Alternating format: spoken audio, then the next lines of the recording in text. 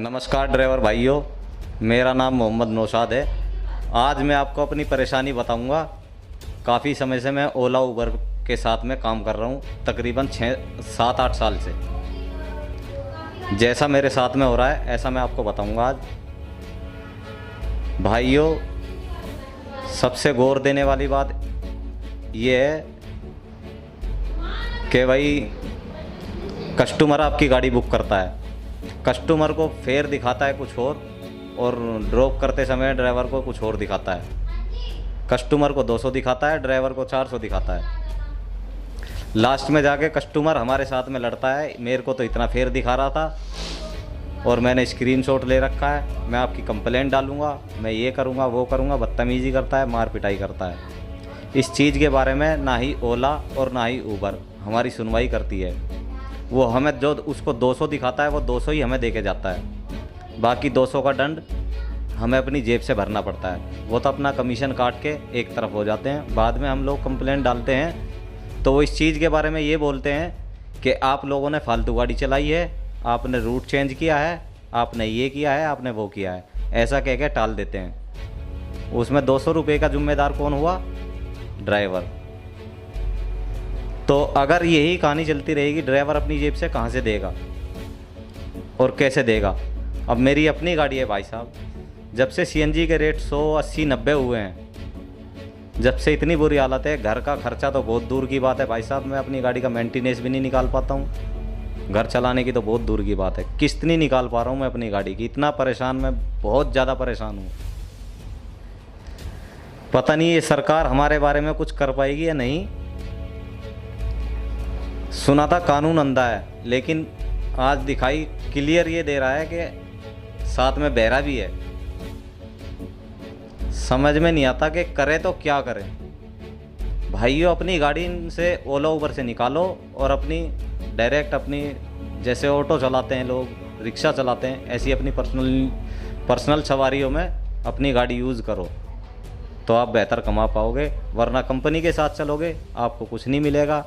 7-8 रुपये किलोमीटर में 7-8 रुपये किलोमीटर कंपनी हमें देती है, उसमें आप सीएनजी लोगे या अपनी गाड़ी मेंटेन करोगे या अपनी गाड़ी की किस्त भरोगे या अपने बीवी बच्चों का ख्याल, खाना पीना, पढ़ाना लिखाना क्या कर पाओगे?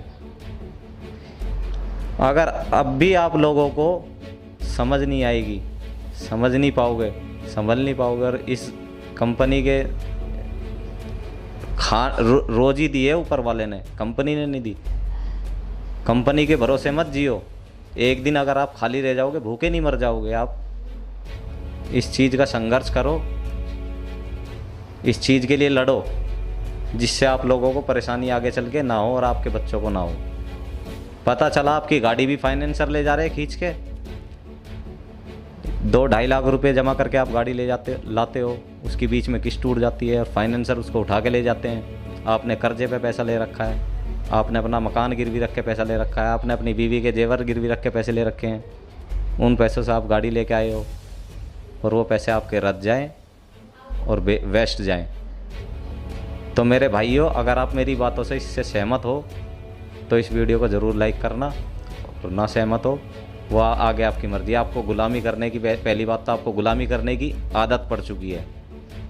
जैसे पहले देश गुलाम था, वैसे ही आप लोग भी, ड्राइवर लोग भी गुलाम हो चुके हैं आज की डेट में। मैं ड्राइवरों को अच्छा नहीं मानता, इसलिए नहीं मानता क्योंकि ड्राइवर जो है, ड्राइवरों के घर में खाने के लिए नहीं है, भूखे मर रहे हैं। फ्री में गुलामी कर लेंगे लेकिन अपना मेहनत का मांगेंगे नहीं। उन्हें ख्याल अपने बच्चों का नहीं आता, अपनी बीवी का नहीं आता, अपने घर परिवार का नहीं आता।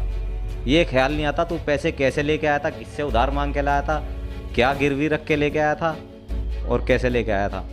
सिर्फ आपको मतलब ये है मौज मस्ती होगी। 2 गाली कस्टमर से सुन ली, 2 गाली कंपनी से सुन ली और चलो मेरे भाई पेट भर गया। तो भाई मैं उसमें से नहीं हूँ। ऐसी गुलामी से अच्छा मैं बेलदारी कर लूँगा, मजदूरी कर लूँगा, नाला साफ़ कर लूँगा, रोड साफ़ कर लूँगा, झाड़ू लगा लूँगा, इससे तो अच्छा।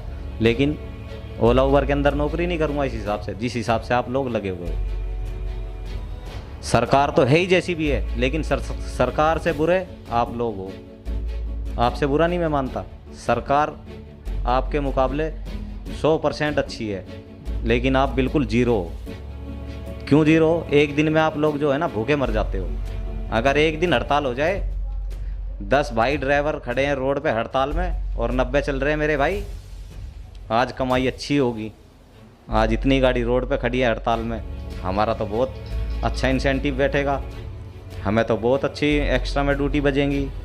ये नहीं पता साथ में कस्टमर गाली भी दे के जाएगी। इतने पैसे कैसे बन रहे हैं, ये कैसे हो रहा है, वो कैसे हो रहा है। स्टैंड पे स्टैंड, सीएनजी पीएनजी, ये समस्या को हटाओ। सबसे पहले बारीकी जो है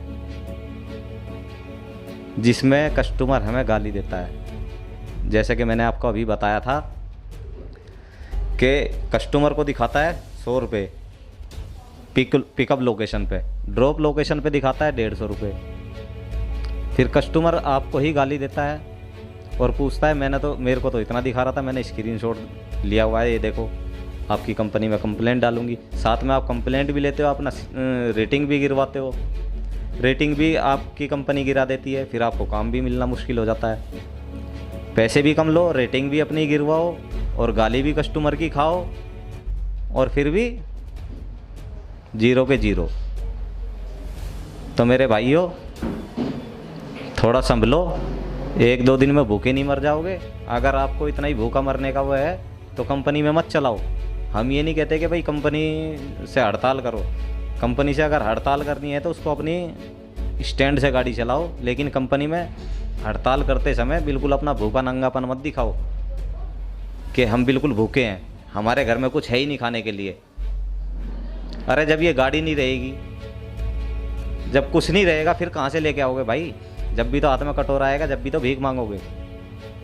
तो भीख मांगने से बेहतर है पहले ही संभल जाओ और अपने आने वाले कल को बेहतर बनाओ और इस चीज़ के लिए संघर्ष करो।